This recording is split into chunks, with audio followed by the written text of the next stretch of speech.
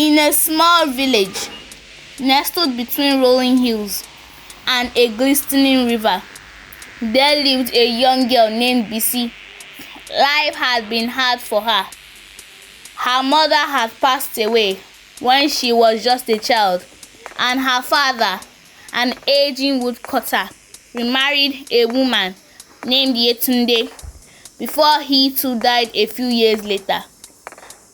Left in the care of her stepmother Yetunde, who treated her cruelly, Bisi had to do all the household chores and earn a living by hawking fruits and taking up various menial jobs around the neighborhood. Despite her hardships, Bisi has a kind heart and great inner strength. She endured her difficulties without holding grudges against her stepmother, no matter how much Yetunde mistreated her. One Sunday morning, as Bisi walked to the stream to fetch water, a task she performed daily at dawn, she heard a faint sorrowful sound. Curiosity got the better of her, and she followed the sound until she found something breathtaking. A beautiful mermaid, and her tail caught in a fishing net, lying helpless on the riverbank. Overcome with passion, Bisi rushed to free the mermaid from the tangled net. She also tended to the mermaid's wounds with herbs she gathered from the nearby woods. Wanting to protect the mermaid from hunters who sought her magical skills, Bisi hid her and even shared her small food with the injured creature. After a few days later, the mermaid regained her strength, amazed by the kindness Bisi had shown her. Never before had she experienced such warmth from a human. To show her gratitude, the mermaid removed an enchanted shimmering necklace from her scales and handed it to Bisi. "You have shown me mercy and care," said the mermaid. "In return, I will give you this enchanted necklace. It has the power to grant your sincerest wishes." Bisi was moved to tears. The mermaid continued, "But remember, on the day you make your wish, do not eat anything from the sea." With a grateful smile, Bisi accepted the necklace and watched as the mermaid slipped back into the river. Bisi returned home, her heart lighter than it has been in years. In the following days, Bisi's life began to change. Whenever Yetunde mistreated her, Bisi would retreat to her room, touch the necklace, and whisper a sincere wish. Slowly, her burdens began to lift. She wished for warm clothes during the cold nights, for books to read and learn from, and for peaceful sleep. And each wish came true. Yetunde noticed that Bisi was growing happier and healthier, and that her clothes looked almost new.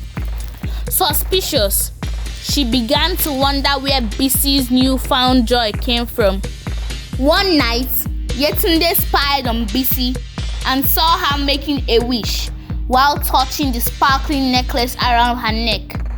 Enraged, Yetunde burst into Bisi's room, snatched the necklace from her, and ignored her desperate pleas to return it. Yetunde quickly tested the magical necklace, wishing for a grand feast. Instantly, her table was overflowed with delicious dishes. She threw a party and invited her friends to indulge in the magical banquet. Over time, Yetunde continued using the necklace recklessly, wishing for luxurious clothing, servants, and even wealth. Meanwhile, Bisi was left with only the leftovers from her stepmother's extravagant parties. Unknown to Yetunde, the mermaid's warning came with consequences. One day, after sending Bisi out to sell vegetables, Yetunde threw another party, reaching for an array of seafood to satisfy her cravings. She and her guests feasted until late into the night. The next morning, painful goosebumps appeared all over Yetunde's body, and her tongue turned green. She tried to use the necklace to wish away her suffering, but it no longer worked.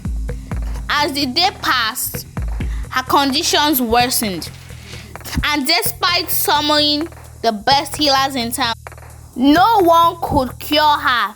Her friends abandoned her, leaving her alone with Bisi, the stepmother she had mistreated for so long.